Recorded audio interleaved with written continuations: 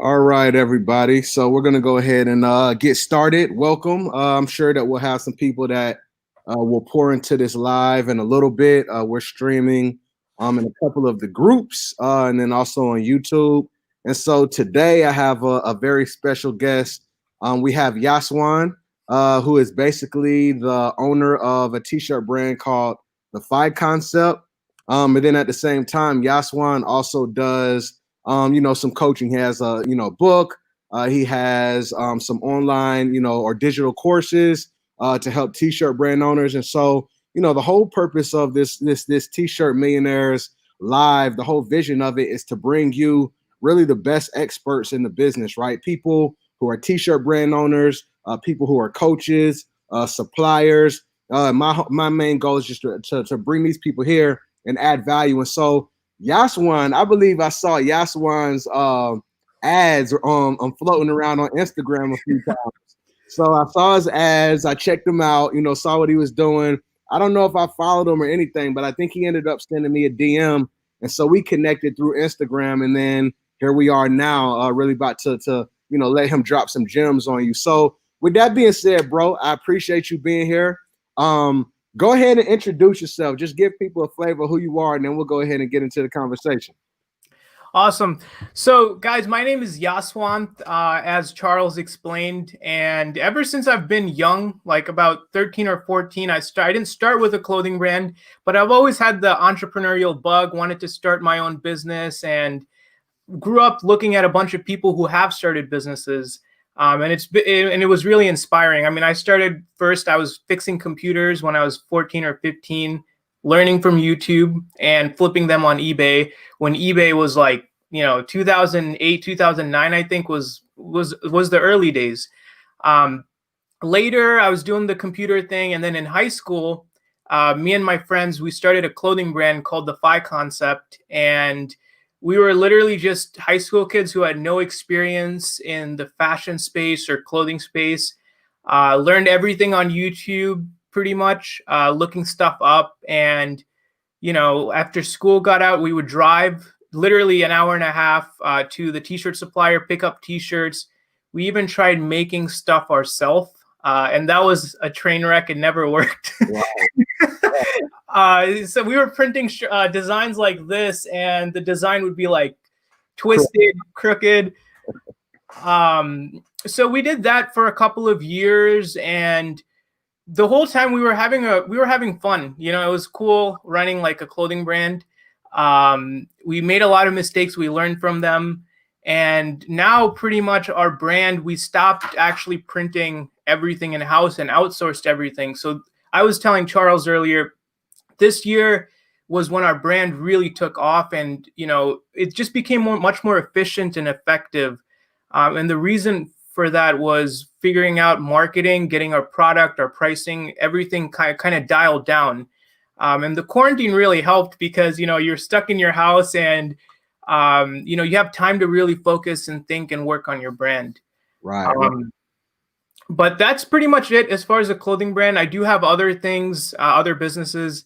But for the clothing brand, we started it in 2014. So it's been 6 years, and it's been interesting. It's been fun. Right. I'm sure. And so, no, that's really good, bro. And like you said, you started young. And that's the crazy thing. You talked about just like COVID and the environment that's happening right now. And, it's been explosions for a lot of t-shirt brands out there, right? Just B2C has been huge. People have been buying online. And so I'm glad to see that, you've been able to catch that wave. So let's go back a little bit. And so, you started the Phi Concept. Tell me, what was the inspiration behind the brand? Like, give me a quick synopsis of like, what's the meaning behind it? Why did you create it? Sure. So before I go into the meaning, I'm going to keep it real and tell you that we started the brand. Honestly, it was just random. Right. It was random. We were in high school. We wanted to build something and do something cool. And t-shirts, I don't know for what reason, but it's something that we really didn't put much thought into. It's something that we wanted to do, wanted to make something of ourselves. And we just found that this t-shirt thing was the way to go. And the idea, the Phi concept, basically what it means, as I was explaining Charles earlier, the complicated point of it is there's this thing called in nature called the Fibonacci sequence, or known as Phi. And basically, when you break everything down into smaller patterns and smaller like molecules, we're all really the same. Like it's all really the same. It's just put together differently. And the idea was to bring that to clothing and people. So the idea of the brand is same but uniquely different. And that's the concept part, and it's the idea that we're all the same people when we look at, look at biology and break down, yes, we might be different, but we're uniquely different. We're different because of our temperaments, our passions, our likes and our dislikes. But at the end of the day, we're all the same and we're uniquely different because that's how we're made. That's good. No, man. I mean, I love the message. And like you said, you started off because it was just something like you and your friends got together, something that, you just came up with. And then you had this idea and this message that came a little bit later on. So I love it, man. As I was going through and scrolling through and looking at your website, I see a common theme, right? I see like this milk and honey. Tell me what the milk and honey means. What's that about? So the milk and honey is actually, it's from the Bible. And it's when we didn't start it to be like a Christian brand or anything like that. Milk and honey has just been an idea which has resonated in my mind for the past like year. And it's finding your place of abundance, right? The land of milk and honey. I don't know if you're familiar with it, Charles. Absolutely. Yeah. So it's, and I wanted to kind of put a fun twist on it, keep it light-hearted, and it just, I don't know, I like the idea of milk and honey. And when we make like cartoon graphic tees, it just, I don't know, it just goes.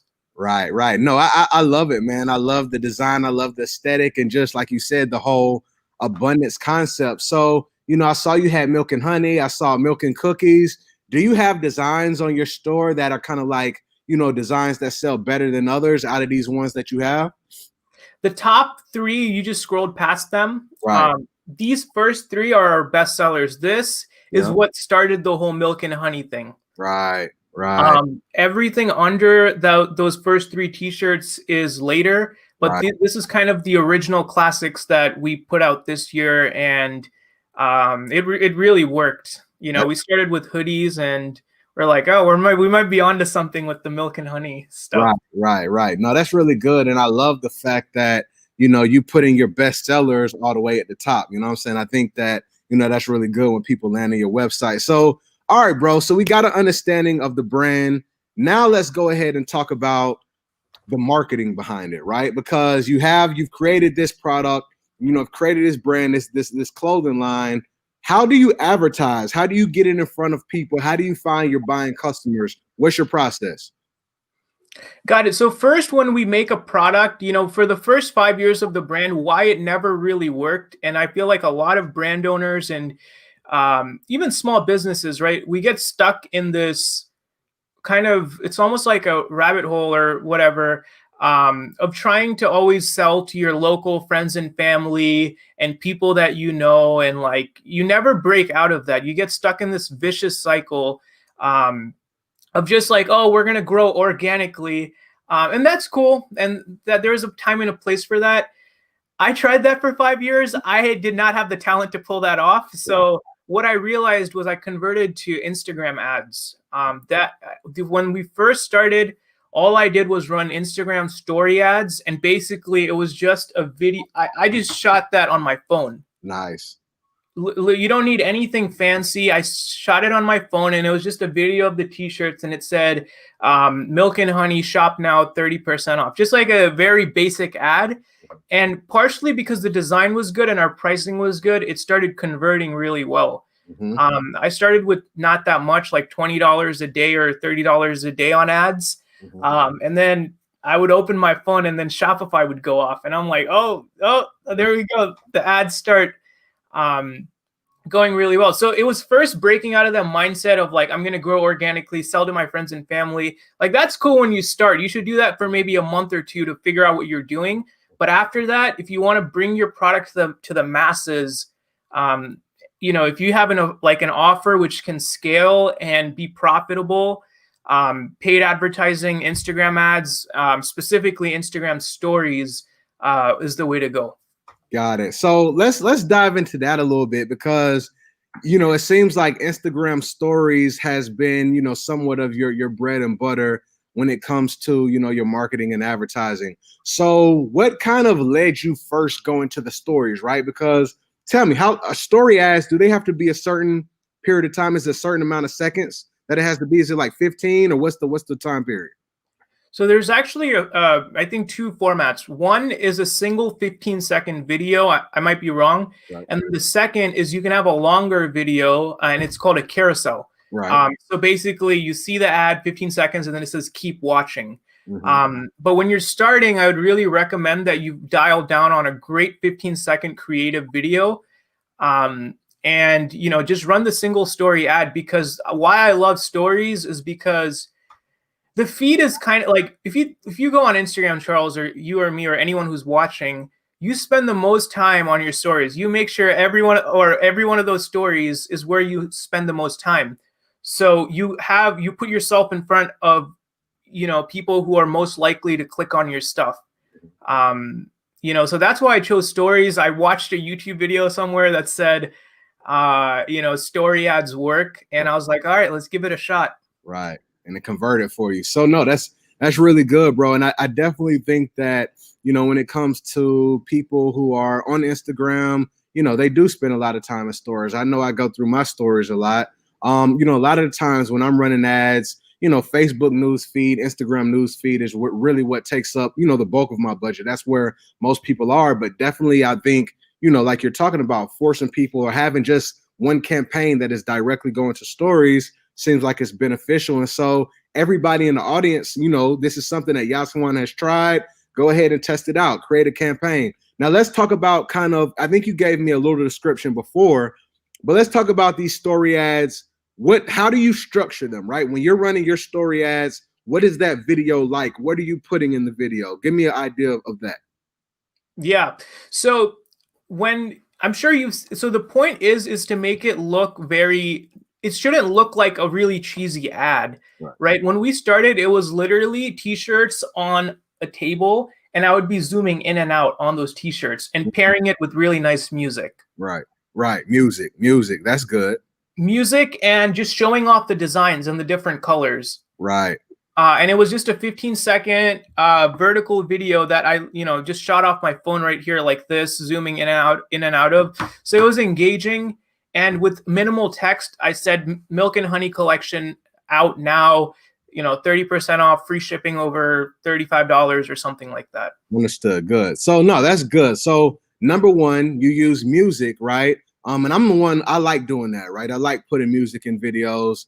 And then number two, just simple off the iPhone, right? And I do that all the time. I'm the belief as well. You don't have to be, too fancy. You don't have to get like a Nikon or a Canon DSLR. You could go ahead and make something nice and convert with just your iPhone. So that's powerful, bro. So all right, let's take a step back then. You have your creative, you have your video. Who do you target? How do you find targeting options when it comes to your brand? Yes, and before I get into targeting options, one really quick thing is stories are a great place to start. Instagram stories are a great place to start because one thing, well, I'm going to get into the pixel, but the thing is when someone clicks on your story ad, they go on your website. If your Facebook pixel is installed, you can retarget those audiences on different placements on Facebook feed, Instagram newsfeed, Explore. So retargeting is often much cheaper than on all those different placements. You want to first capture people on stories and then push them to the other placements like Explore, newsfeed, whatever. But as far as targeting, there's a few ways you can do this, right? There is lookalike audiences, which means after you have 1,000 clicks or 1,000 add to carts or 1,000 purchases, Facebook calls these events, right? And believe it or not, as you probably know, everything you do on Instagram and Facebook is tracked, and they're collecting data. And I know data is like a big buzzword, but it's crazy. There's interests, right? That's how you can target people. There's lookalike audiences, and then there's just broad targeting, which means everyone. Right. when I started, when anyone's starting, you don't have that data to do things like lookalike audiences and whatever. So when I started, I never did interests. Right. I just did 18 to 34, all genders, United States. And I just blasted the message. And the thing is, when you blast your message, the ones who click, Facebook records, right? And it finds people like that. So when you're starting, you don't need to think of like, oh, I'm going to target people in the streetwear interests or clothing interests. I found broad targeting to work the best because it lets Facebook do the work for you and find who's the best person to buy your stuff. No, that's really great, bro. We had in our mastermind, we had someone from a really big brand come speak with us, and they got to a place to where they've probably been a little more established down the line, but they use just open targeting, right? And it seems to work really well.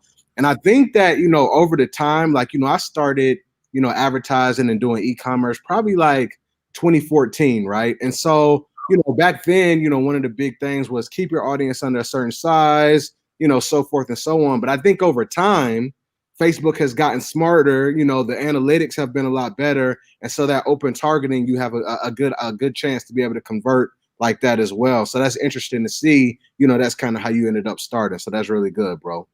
All right, man. So look, let's talk about manufacturing a little bit. Is there anything else you wanted to cover as far as the marketing end? Yes. I know, because, and the thing is, it's really, right now we live in, the 2020, there's so much opportunity when it comes to advertising. Right. A few things here, right? Don't think Facebook and Instagram ads are the only way to go. It doesn't work for like every brand and every product. And it's not like as crazy profitable as some of these people online tell you, like, oh, I put in $1 and I made back $5. That's cool, but how frequently can you do that, and at what volume can you do that? Right. So when you're starting, right, traffic ads are a good way to build data, but they're not a good way for you to start getting purchases. Right. Once you spend $5 or $10 a day or $20 to build your data, once you have your data and you start seeing some results, you want to convert to a conversion purchase campaign. Because that's, I feel like traffic was cool, like, yeah, it worked, but once we went to the purchase conversion objectives, that's when things really worked.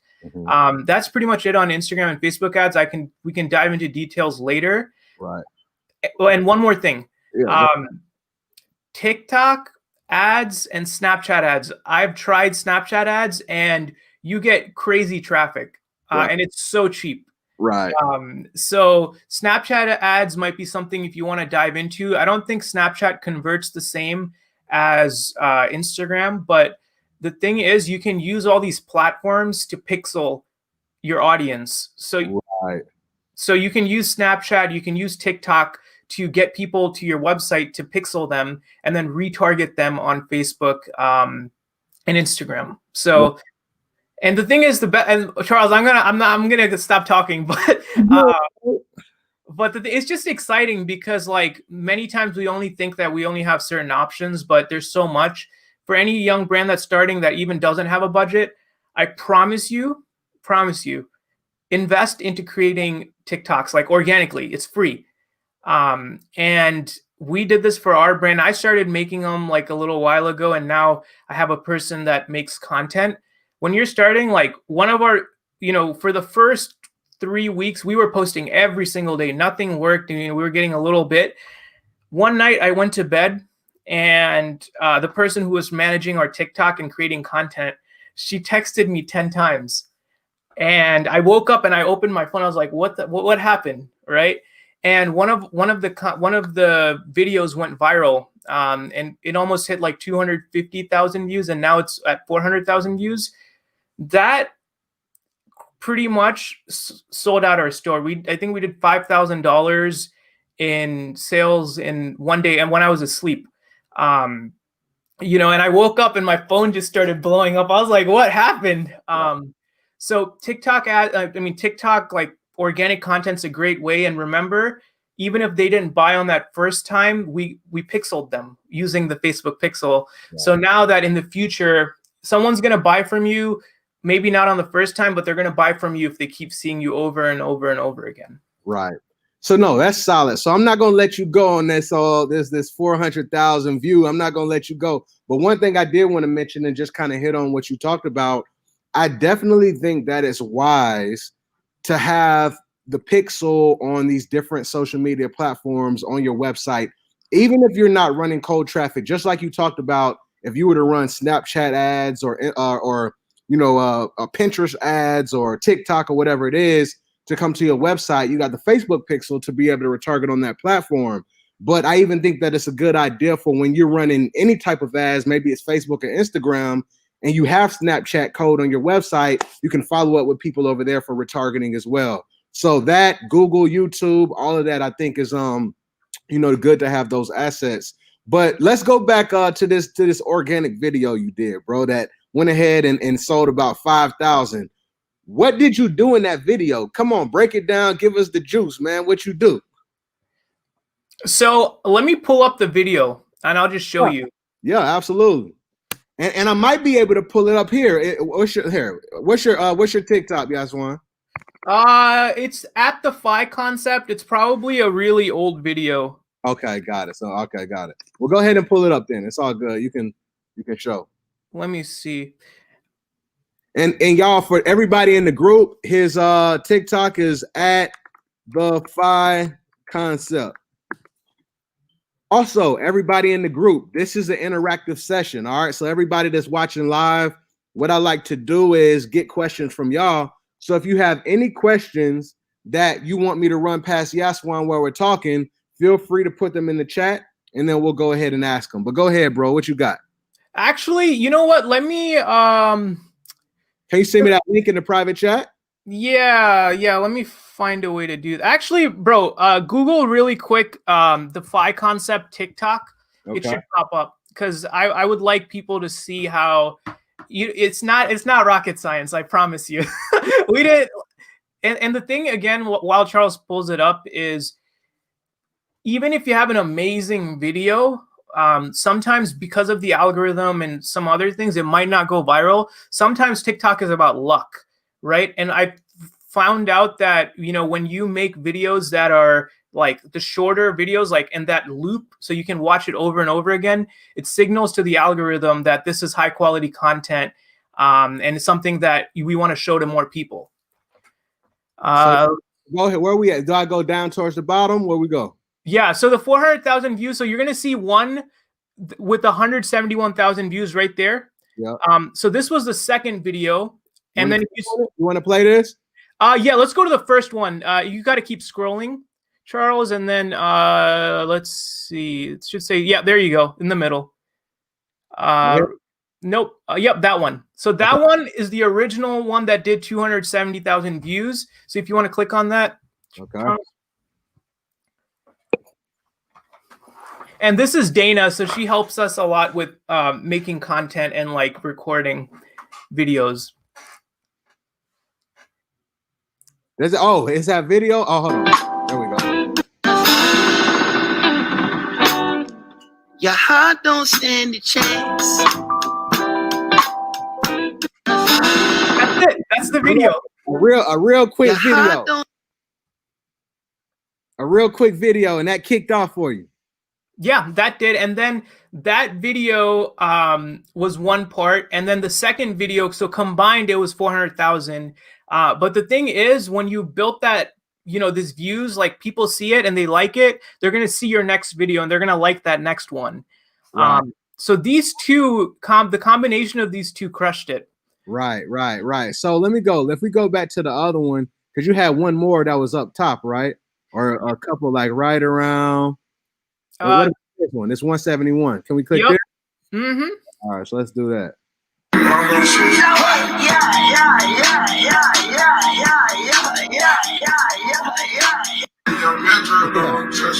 right, I'm with it, bro. That's what's up, bro. So look, man, I like that one. I just like how it's, you peeling off and looking at them. So, bro, that's dope, man. So on that specific post, do they have something where it led back to your website and they were able to click, or is the link in your header or like your bio? It was just link in the bio. There was There was no link on the video. It's crazy. If people like TikTok, their algorithm, and even all these other platforms, they're getting so good that they're going to show that video to someone who's most likely going to like it. Meaning, that means that if you show it to people that are most likely going to like it, they're going to take the time, go to your profile, click on your website. Right. And the thing is, organic traffic is something that will convert way more than cold traffic. Because people, it's not an ad, and it's something that it's a high intent audience. Got it. No, well, I love this, bro. This is extremely creative. With TikTok being, a newer platform, especially just on the advertising part. I think that, it's probably not even undervalued, but it's just not as expensive as, the ad space, or even just like the space on Facebook and Instagram. So that's really cool, bro. Somebody asked in the group, it looks like Susanna, she said, did hashtags have an impact on this video, or did you have a large following? Before that video, we had no following. Okay. I think we were making videos for weeks, and I think we had, oh man, it was tough. It was really discouraging because Dana, the person making it, she's like, oh, it's not working. Right. Hashtags, I feel like, are important, but not everything. Especially with the clothing brand space. If you're making specific content like I am on TikTok about how to start a clothing brand, right, yes, hashtags matter because it's about the topic. But if it's just like t-shirts and stuff like that, hashtags do help. I would say what I've heard is that you don't want to use like hashtag FYP, which everyone uses. You want to use hashtags which is relevant to the audience that you're showing your message to. Understood. Got it.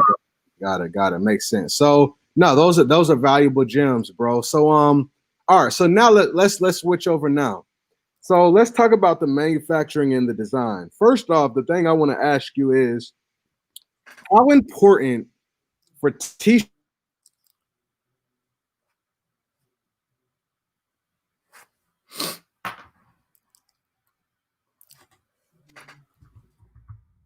Charles, I think you cut off.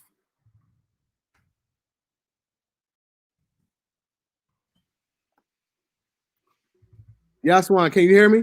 Yes. I think I was just texting you the message that I think we cut off. Okay, cool. I think we're back on. So we had like a little stop. So I wanted to ask you, how important do you think brand aesthetic is, right? When it comes to your brand having a good aesthetic and having a good look and feel, how important is that when it comes to selling your t-shirts online? And how did you come up with your aesthetic? How do you get stuff designed? Do you do it yourself? Do you outsource it? What do you do? All right. So before I dive into aesthetic, I'll talk about design before I forget. Okay. So there's a few ways to do this. When we started, I don't have any graphic design skills. I don't know how to use Photoshop or Illustrator.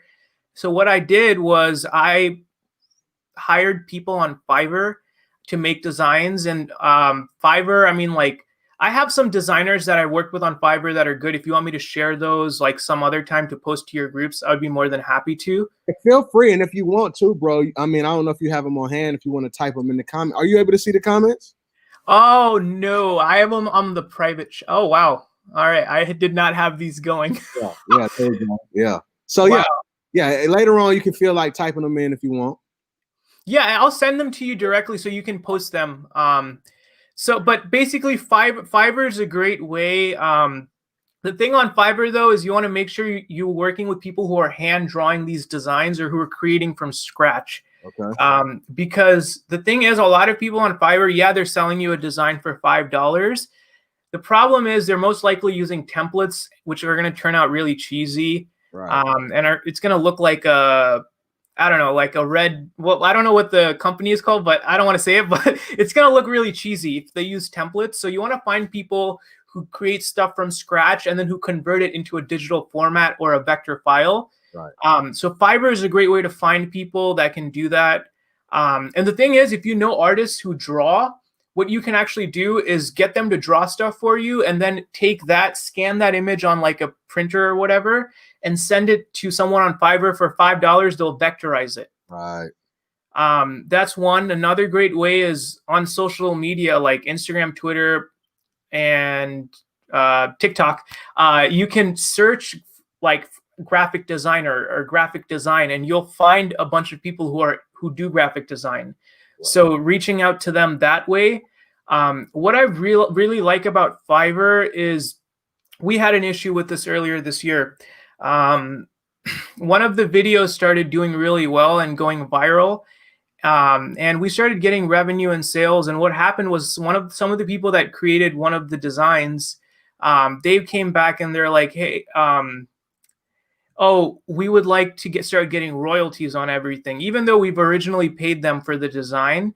And they're like, oh, we want you to take everything off the store if we're not going to get paid royalties. And then I had our attorney send them a letter, and that didn't go anywhere. But the point is, when you're working with graphic designers, they'll sell you a design, but make sure that they're not going to change their, they stand on their word, because that's important. No, so there's a couple of things I want to hit on with what you just talked about. So I was talking to one of my intellectual property attorneys who filed one of my trademarks, and we talked about copyright, and I was asking them about copywriting. I create T-shirts. How do you protect the designs? And so we were kind of going through that. But one thing that they mentioned was to make sure that you provide whoever creates the design with almost like a release form, like a creative release form, right? Because the way that copyright law works, and I'm not a copyright attorney, this is just a conversation that I had. Basically, once you create any type of design, if I was to write my name on this piece of plastic, right, in a creative way, once I create it, then it's copywritten, right? The reason why you want to file it is so you can have a number. So if somebody was to infringe on it, you could say, okay, I filed it, this is documented. But once you create it, then it is copywritten. Now, when you have a graphic designer that ends up creating it, they're the ones who created it, right? So they mentioned to be able to have some type of form to provide to the designer so they can sign off on it. And then at that time, it's yours. You know what I'm saying? So that might be a way to go back, like you said, make sure they hold their word. But that might be a way to protect yourself and your design as well. So that's the first thing that I wanted to mention. The next one is I use Fiverr too, bro. Definitely Fiverr has always been my go-to. I always feel like when it comes to using Fiverr, I try to convey the image that I have in my mind more with like pictures, not just words, right? So I'll find different like concepts and screenshots and arrows and stuff like that. And usually when I do that, it comes back a little bit better. But I totally understand what you mean when it's almost like that cookie cutter format. Like you can just tell, like off the bat, you can see like it looks like clip art. You know what I'm saying? So people have to stay away from that. I think that's important. But yeah, go ahead, bro. Yeah, and the reason why I'm a big fan of Fiverr is when you're starting, like I wouldn't spend a ton of money thinking about trademarks and copyrights and all this other stuff. I mean, unless you have a ton of funding. Yeah. When you start, if you use Fiverr, Fiverr's terms of service applies to you when you transact on their platform. So just use Fiverr, right? And if they send you a custom order, custom gig, you're protected that way. And when you're starting, focus on your brand, focus on getting sales and revenue so you can invest back into your brand. See, a lot of brand owners just start burning money on all these other random things. Yeah. And that really hurts you when you start. Yeah. It really does. Like, because I did that for the first 4 or 5 years. It's just invest into your brand, invest into what matters, product, design, and cut all the BS expenses. No other way to put it. Yeah. No, that's great. I mean, that's how you got to run a business. Absolutely, bro. So, all right, man. So tell me, when it comes to your manufacturing, how do you do that? Where your shirts and products manufactured? Charles, do you want me to drop the 2 plugs? Yeah, drop the plugs on them. All right. So first, I I use a company they're amazing.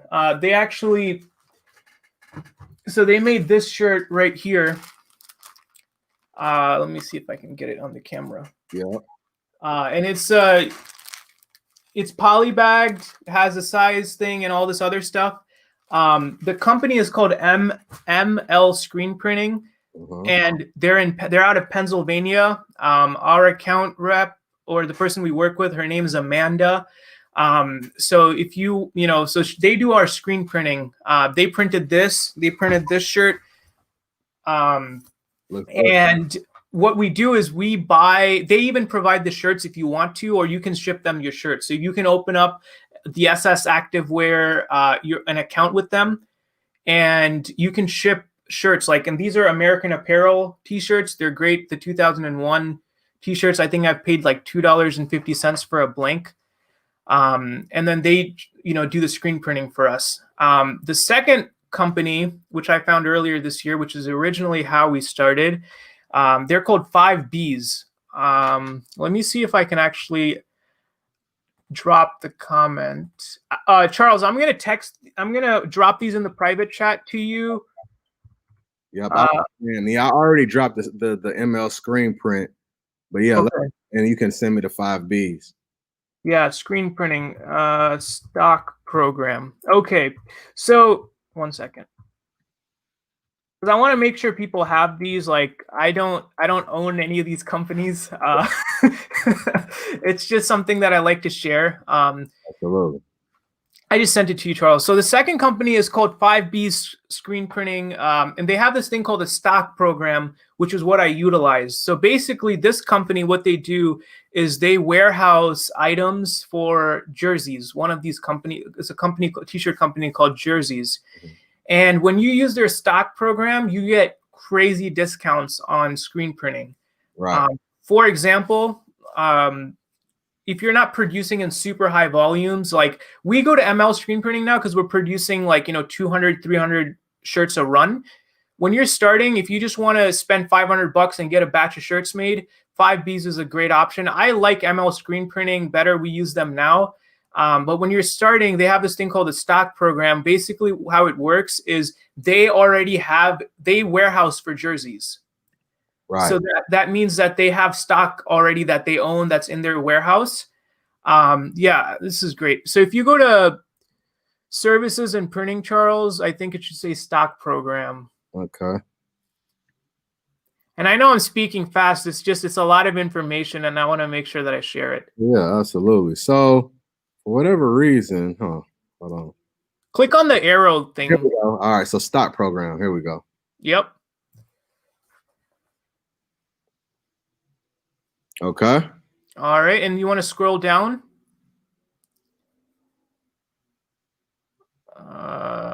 Yep. And then click on two things for me, Charles. 5B's print pricing and apparel catalog, and then print pricing on stock program apparel. Okay, so all right, and then I'm gonna have to come back and let me share a different screen. Yeah, a different tab. So let's do the stock screen printing pricing. Okay. It's loading. Oh, you guys are gonna be surprised. Wait till you see this. Okay. So if you order 144 shirts or above, you can get a one color design printed. They're gonna charge you 35 cents for it. Yeah, that's solid. And that's crazy. It has to be on jerseys and Fruit of the Loom. Yeah. So if you go into their the other file, Charles, that you just downloaded, you can see the options. The other file. Got it. And then so just looking at this real quick. So seven business days production time from receipt of all the goods. And then they have rush services available. So you can pay an extra 20, 15, and 10% depending on how fast you want it rushed. So that's just really good. Okay, cool. So that's good. So let me stop sharing that screen and then let me come over and look at the other one. So Chrome tab, and then I think we looked at, was it price list? Let's see. Hold on. It's the stock. Yes, there we go. All right. Okay. Yeah, no, you want to keep scrolling. All right. And they have free shipping too, so that's pretty dope. Oh yeah, that's good. That's solid. Okay, so there we go. The first one. So this one's like a really nice shirt that they have. Basically, it's a $2.80 small to extra large. It's not bad. And if you're getting a 1 or 2 color design, it's going to be 50 cents, 35 cents. So you're going to get shirts made without getting hundreds of shirts made. You're getting, 150 shirts.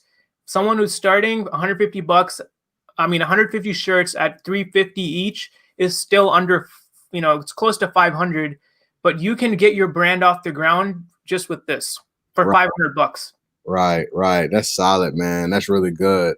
That's good. And so these are all items that they have stocked already on site. Yes, and the thing is, if you use this shirt, for example, since they already have everything in-house, they can get it done. They can get shirts printed in 3 days. Yeah, that's really good because you ain't got to wait. You ain't got to order and wait for the stuff to get there. So that's really solid. So this is good, man. And then they have, these are all everything else. These are the other items that they have, right? Long sleeve, pocket. Cool, look, y'all. So look, man, he done dropped off a nice plug. We got 5Bs screen printing, and we also have, I think it's ML screen printer, right? Yeah, and I really want to share the ML screen printing thing again. Like, this is cool. It's a great way to start. Right. When you're working with vendors, one thing you want to make sure, I love working with ML screen printing, like with Amanda in Pennsylvania. The reason is, as when you're starting, it's cool to go with these like stock and cookie cutter programs until you're selling. If you're selling like under 1,000 shirts a year, like this stuff's cool. But when you get into higher volume, I really recommend going with like a more like ML screen printing. And the reason is these guys are dope because the thing is they hustle and they put in work and they're flexible. A lot of screen printers and vendors, they're not as flexible. They're very like, oh, this is the way we do things. And if you want to follow it, great. If not, we can't help you. But these guys, like, I actually was referred to them directly by an apparel company, independent trading company that makes hoodies. They referred me to them and they've been awesome. I actually talked to the owner, like, I think a week ago. And they're great, because they're more flexible. They're willing to, I had a lot of requests and they were patient and they were willing to help us. They gave us contract printing prices, and they do like very designer quality work. If you look at their Instagram, again, I don't get paid to say this or anything like that. It's just, I use them for my brand. So obviously, like, I just want to share a good plug. Right. No, absolutely. Now this is solid, man. This is extremely valuable. And I tried, here we go. Here's their Instagram. And so definitely, this is somebody y'all you can look at. Now tell me this, Yaswanth, does the poly bag that you showed us, you had the shirt in the poly bag, is that from ML screen printing? Both companies offer poly bags. ML screen printing also does. Like right now, what you saw, this is printed by ML screen printing. Okay. And how much extra do they charge for the poly? Oh man. Not that much. I think 30, 40 cents. Got it. So extra 30, 40 cents. You can go ahead and get it put in a nice bag. You don't have to do it yourself. You're buying yourself a little bit of time. So that's good. That's good. I know this Father's Day, we had a whole bunch of shirts and it was just like, I needed to get them out. And so I paid somebody maybe like an extra quarter or something to put them in bags. So I think that's really good to have. Nice service for sure. And I think it adds a nice little touch to when you send out the packages too. Yeah, and you don't have to sit there folding 200 shirts. Yeah, exactly. 100%. Cool, bro. All right, man. So look, we've covered, the brand and how you started. We have covered, some marketing stuff. We looked at manufacturing and some screen printing. So tell me this, one of the last things that I want to ask you, bro, is, I think about our t-shirt brands, like the mindset, right? And you've been doing this for years, and you told me how the very first few years of you starting, it took a while for things to start, getting off the ground and moving for you. what kept you going during those times, right? As an entrepreneur, of you trying to build something, young man making something work, why did you keep going and why didn't you stop? And this is a great question. I wanted to share this from the start. So the first thing I would say is for all the brand owners or aspiring brand owners, starting a clothing brand, like a lot of people think it's you're gonna put out a shirt, it's gonna start selling thousands of units on the second day. It's that. I mean, I hope that happens, and I wish you the best. But you have to be very patient, right? And the thing that kept me going and being really practical and not being like motivational or whatever, is because I had other businesses, right? I was flipping computers, and I was, at one point I was flipping Legos also. So I had all these side hustles, which, helped me, pay the bills, start building some cash and invest into the brand. So I did that. I had other things going. And if you have there's so many other side hustles and ways to make money. Like one great way for people that are thinking about it is if you have a bunch of random stuff in your house that you don't need, open an eBay account, sell everything you don't need. And there you go. You've liquidated all the stuff that you've bought. So I had other side hustles and businesses. Even now, right? Like this year, we went from doing not that much business to a certain level. For me to go from this level to the next level, which where I want to take it, it's going to take investment. It's going to take, always working on the brand and investing. And a lot of things that that I try to explain is you have to invest into your brand. And you got to put your money where your mouth is. Like if you want to really build a brand, it is not easy. There are so many other brands out there, and you should only do this if you're passionate and you love making shirts and like whatever it is that you make. Because a lot of people will tell you otherwise. If you're not serious, apparel is a very hard business. Like, I've had another entrepreneur who's built like a $75 million clothing business yearly tell me this: fashion is very hard, but you have to care. You have to love what you're doing. And I know that sounds cheesy, but that's very true in the apparel space because I didn't know how hard it was when I started. But what kept me going was those two things. I liked making shirts. I did it for fun. And I wasn't in a rush to make money with it, right? Because I had other things that made me money. So for any of you, this is a long-term game, right? And if you can get a job, or if you can, have other side hustles like flipping stuff on eBay, which is I've done that. So having those two things will keep you going. It pays the bills, and it doesn't turn your brand into something that stresses you out. And it's just something that you enjoy, and you have, just be patient, right? Because that's what I'm trying to say.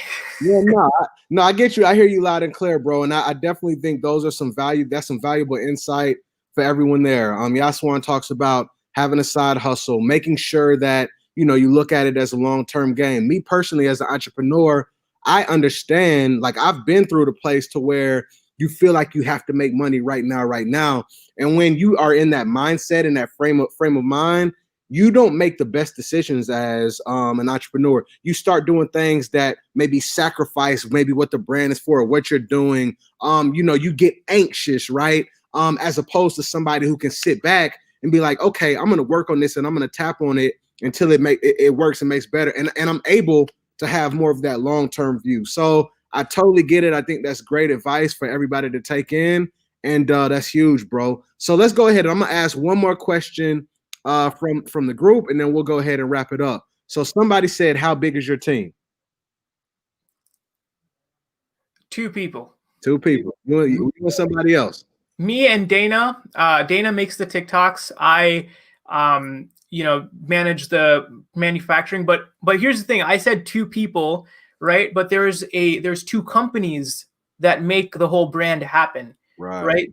And they're all their staff and their infrastructure. We have a third-party logistics company which inventories our merchandise, and anytime an order comes through, they pick and pack the shirt. We use ShipDaddy. That's our 3PL vendor for any of you who are at that point. And they do all the fulfillment? You store with them, they ship it? Yep. And I found them. I did a lot of research. I've talked to other companies. the 3PL space, there are some major ripoffs. If you, I'm not gonna name drop the companies that I recommend staying away from. Just I use ShipDaddy. Okay. And the reason is you want to be aware of. Before I go off on another tangent, I'll keep it short. Make sure there's no additional fees and inventorying, fees or whatever, because those things add up. To this day, the most expensive things for our brand is inventory and fulfillment. Right. So those are your two major expenses. So make sure that you pay attention to them. Did I answer the question, by the way? You did. Where's ShipDaddy located? Pennsylvania. Okay, good. So no, that's good, bro. And I think that's a solid solution.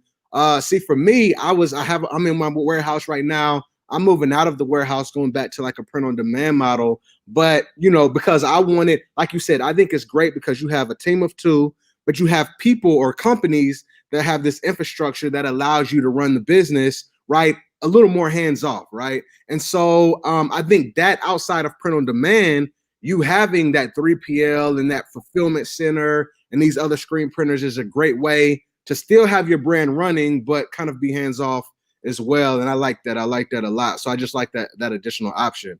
So, bro, with that being said, man, you got any final thoughts? Where can the people find you, man? Yeah. So before we wrap up, Charles, by the way, if you want me to make some introductions for you, I'd be more than happy for your brand. Yeah. One quick note before we wrap up is I'm very opinionated about print on demand. I don't know. I don't know. I really, I agree with you on keeping your brands hands off, and that's why I put in all these different people and like companies that help us, because it's a nightmare trying to do everything yourself. Right. I don't know. I don't want to say I don't like print on demand, but it's just not right for everybody. Right. There are other ways, not including print on demand, where you can invest into your brand and outsource. Right. But you have to have volume. You got to start really pushing volume to do that. Right. I just wanted to say that about print on demand, and I would be more than happy to help if you want to set that up for you. Yeah, absolutely. Let's talk. And so the one thing with print on demand. So the first 2 years of my business, I did print on demand. During this year with COVID, the big players, Printify, Printful, those were really backed up. And then when it comes to quality, sometimes you're sacrificing that, right? But I, personally met somebody, right? I went out and visited their facilities like last week. And that's who I'm going to be going with. So it's somebody in the space, not one of these big players, that is helpful. And that's why I'm going back there. At this point in time, going back to a printer, especially just like the turnaround times, I wouldn't go there. But since I'm plugged in with somebody, that's what I'm doing. But always, bro, I'm definitely always looking for just different options of doing stuff. And so we'll definitely be in touch and be talking about it. I would love to see kind of, some alternative ways to do it. Absolutely. Yeah. So, where can people find me? I'm on Instagram. My name is pretty long, but it's just my name that you see on the screen right here. Right. And then for more resources and stuff, that's the website. Like I have a link in my bio to the book and the courses or whatever, but I've pretty much covered everything you need to know. The only thing that's stopping you is taking action, just do it.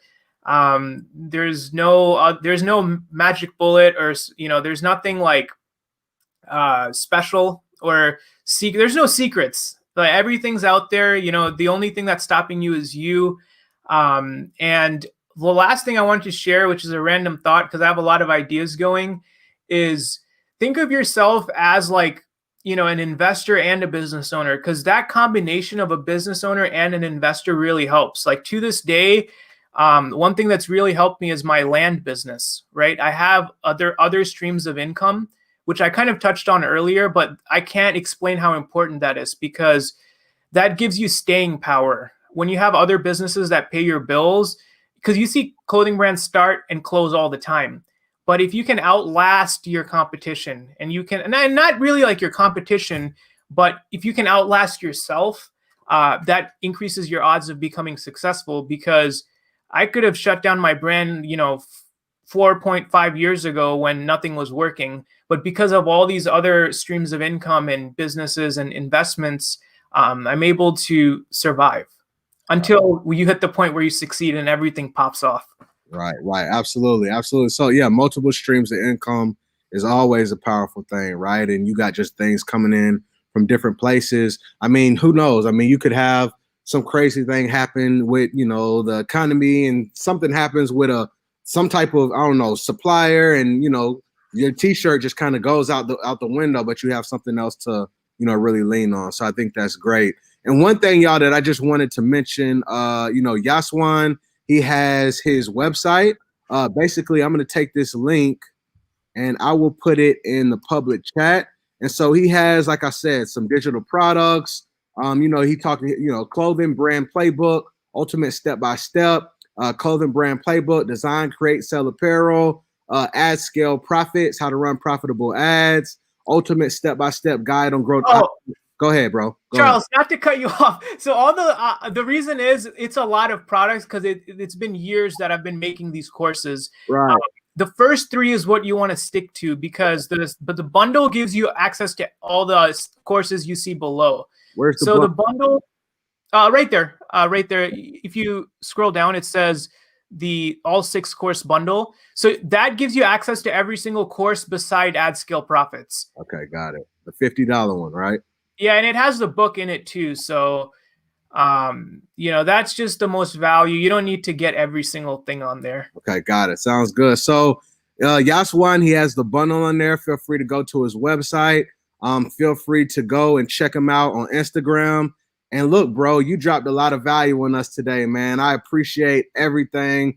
I think that this was a tremendous, you know, conversation between, you know, you and I. You know, I think everybody in the audience, they really enjoyed it. And so thank you much, and many blessings to what you're doing in the projects that you have going forward, bro. Thank you, Charles. And one more gem, because this just came up. As your brand owner, like one big issue that we had is chargebacks. So a great option that if you're starting, you can do this is called, I think Shopify has some kind of thing called Fraud Protect. Which basically for an additional percentage point, we had a good amount of issues with this, and this would have really hurt us when we started. What happened was it's like a scam online where people would order stuff, and then when we ship them the product, they receive it, they would tell us, oh, we didn't get our product, or they would call their bank and be like, oh, this is a scam or whatever. So basically what happens is you have to pay that money back, and like per order, you have to pay $25 more. Wow. So if someone orders $30 of t-shirts from you, if they open a chargeback, you're going to be paying $55 and you've lost your inventory. Wow. And Shopify makes it really easy to use Fraud Protect. And it's a good practice to have from the start because, you know, being in the product space, you make sure your chargebacks are protected. But that's just another thing, and I wanted to share that. No, that's powerful. Yeah, those chargebacks do come in from time to time, and I, like you said, I hate it because you know, they charge you that extra fee if it goes into the person's favor or the customer's favor. So yeah, bro, I think that's valuable, man. And like I said, Yaswanth, thank you so much. Truly appreciate it, man. Everybody go follow the brother. He has a lot of valuable info, and we'll be in touch, man. Peace out. Thank you for having me, Charles. Absolutely, man. Talk soon. All right. Yep. See ya.